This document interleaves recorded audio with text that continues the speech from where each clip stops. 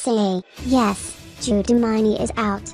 Judy Meiney, the woman who ruled and riled some of the country's top executives during her tenure as chairperson of South African Airways, has finally been shown the door. National Treasury, the caretaker custodian of SAE, confirmed Meiney's departure as part of key changes to the board that will now be headed by veteran businessman Johannes J.B. Magwaza, founder of Kunzi Investment Holdings.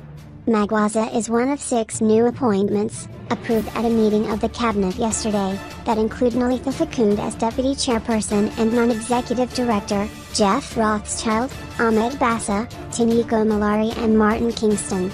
The new board brings talent, expertise and energy to the airline, and they are all highly regarded individuals with vast and in-depth knowledge of business in both the private and public sectors, a statement by Treasury stated.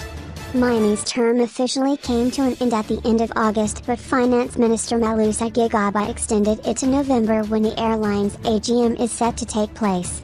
The legality of this decision was immediately challenged by MPs. Daily Maverick unsuccessfully reached out by a text message to Meiney on Wednesday night to inquire if she had asked to be relieved of her post or whether perhaps she had discussed it with President Jacob Zuma during a trip to Nigeria earlier this week. News of her departure came barely 24 hours after a photograph of her alongside President Jacob Zuma in Nigeria surfaced on social media. Al Flees, the DA's deputy shadow minister of finance, welcomed Meiney's departure, saying she has done untold damage to SEN, should never have been appointed to the board and certainly not as board chair. He said Meiney's departure was a sign that Finance Minister Malusi Gigaba had finally been forced to act to stop the mismanagement of the cash-strapped airline. The question remains as to where Gigaba is going to find the R10 billion required to meet the R5.2 billion already paid to SAF for loans and working capital, as well as the R4.8 billion required to keep the airline trading until the end of the 2017-2018 financial year, Lee said. However, Lee said Meiney's exit is far too little, too late, adding that there is no saving SAE. Meiney's departure brings to an end nearly 8 years of bizarre rule under her at SAE. During her tenure, SAE not only lurched from one crisis to the next, the airline lost key executives with casualties including former CEOs Vu Izelkona and Munwabi Zikoli, who both left after bruising battles with Meiney. In addition, clashes with Meiney led to the departure of former Chief Commercial Officer, Sylvain Bosque, Chief Financial Officer Wolf Meyer and Chief Strategy Officer Barry Parsons, who left after labeling the SABOR dysfunctional in 2015. Meiney's extended term at the airline has often been ascribed to her close ties to President Zuma, whose charitable foundation she chairs. In what was widely seen as a trade-off, Meiney survived the chop last September when then Finance Minister Pravin Gordhan brought in several new board members in a bid to stabilize the running of the airline.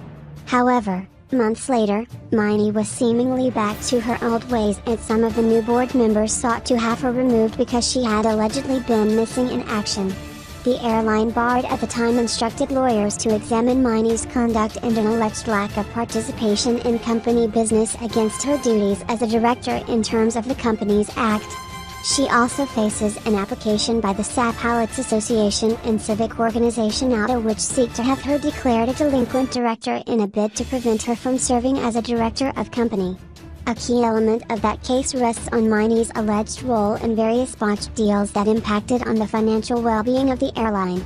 Those included the debacle around SA's appointment of a little-known financial services company, BNP Capital, and her alleged blocking of a lucrative deal with global airline, Emirates, in 2015 when she stopped then-acting CEO Nico Bezuidenhout from signing a non-binding agreement with Emirates because Ubaba allegedly did not want them to sign. Late last year the company's tribunal slapped Meiney with an administrative notice, one she later appealed, and lost. This related to her having lied when, in 2013, she told the Minister of Public Enterprises that the airline board had decided to acquire 2 new Airbus planes when a resolution had actually been passed for 10. It was always unclear why she had sought to split the deal. Daily Maverick asked some of the airline's former executives for comment about her departure. One of them couldn't help but be reminded of a strange request that had come through the once powerful chair. It was the weekend of the Durban July Flights were full and she had relatives who needed to fly to Durban. What do you do when you're running an airline? Daily Maverick has had sight of internal communication from the chair to several executives in which she asked that they put on an extra flight. It was July 2015, and it reads, "My family needs to go back to KZN. All flights are fully booked. I requested SAT to deploy an extra flight as it is holidays. Even extra frequency as you see fit to take part of the holiday. Is there a reason why it's difficult to do this?"